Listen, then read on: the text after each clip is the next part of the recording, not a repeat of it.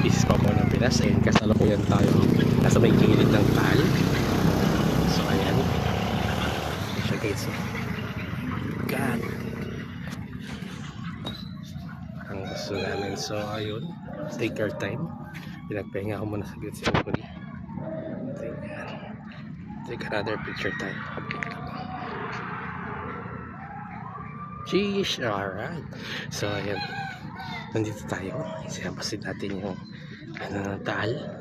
And kasalukuyan natin yung ganitong gandang view.